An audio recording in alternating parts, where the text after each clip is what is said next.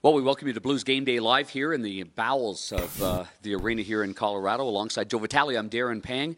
Great afternoon tilt right here. I mean, it's always exciting games between the Avalanche and the St. Louis Blues. They've had some terrific games this year. I know we're in the early part of the year, Joe.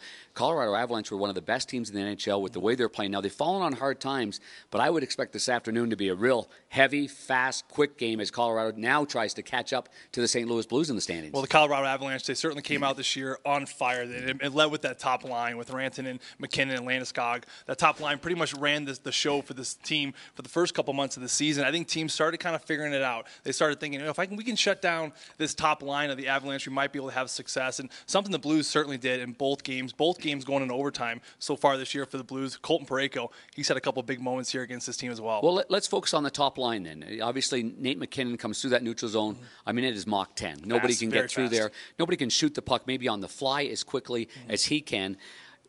So when you say defending, the Blues have done an incredible job against not just McKinnon, but obviously Landeskog and Rantanen.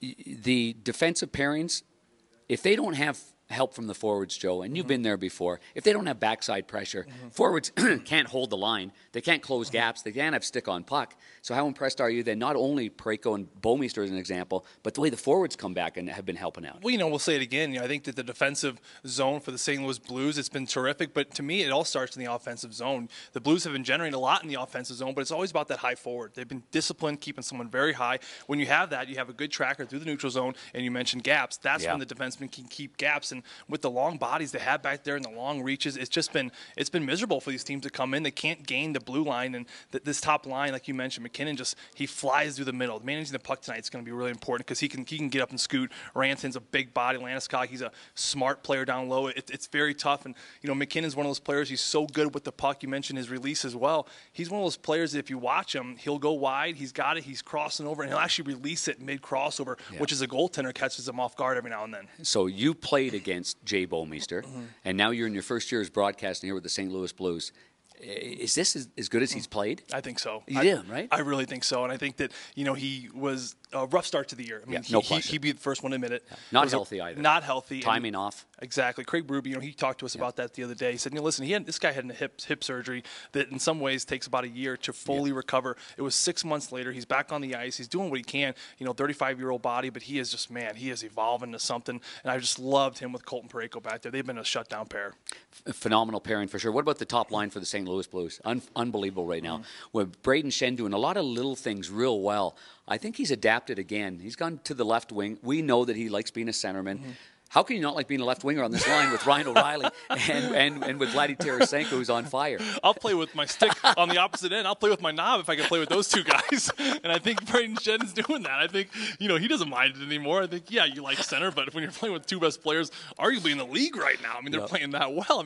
Braden Shen's been terrific. He looks in sync because watch his behind-the-back passes, his no-look passes. That's when the confidence there, the timing's there. Braden Shen, he's been terrific on that line. Just a solid line. Vladimir Tarasenko, the snappiness in his shot. It's just, it's boom. It's in and it's off his stick. It's hitting the bar. It's coming right out. He's been just so much fun to watch. We got some inventory to take care of. As we were observing this morning, we know that Alexander Steen's wife, Josephine, expecting any day, maybe any second now. And so Alexander Steen, he's heading back to St. Louis. Good for him. And congratulations to them. Hope everything goes out great.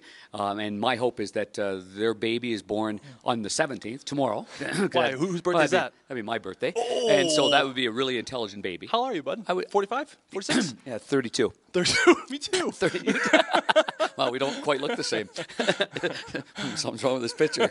But so that being said, Robbie Fabry's been waiting in the wings. Absolutely chomping at the bit. You can't change a lineup that's winning, and I totally understand and in favor of what head coach Craig Berube. I've talked to Robbie Fabry many times. He has a great attitude. He knows they're winning. Everybody has fun when you're winning, and no one can be selfish at this time. But he'll be a player to watch for in this game. Whether he just takes the spot of Alexander Steen or not, we're not sure. But I'm looking forward to seeing number 15 back in there. Oh, my gosh, me too. He's going to be chomping at the bit. You mentioned his attitude. Robbie's had such a great attitude throughout all this. The team's winning. A very selfless player in and out of the locker room. A guy that just, everyone loves being around. He's going to bring speed tonight. He's going to bring some tenacity. He's going to have lots of good legs, so he's going to be up and running here tonight. I look forward to seeing him tonight. Yeah, me too, for sure. And yesterday there was just an optional skate, so only a couple of guys went over there to the University of Denver. One of them was goaltender Jake Allen. So we put our thinking caps on, and with back-to-back games, I'm thinking he wants to be sharp. He's played well in this building. That he gets the nod in this one, You're and good. Bennington gets the nod maybe in the next game. You're good. Yeah. I like it. I like where you're going there. You like that theory? Jake's been great. Jake's played well in Mini, and he's played well here. Yep. And he played well in his last game, a road win, making 40 saves in Nashville. So I think it's important to keep everybody going here.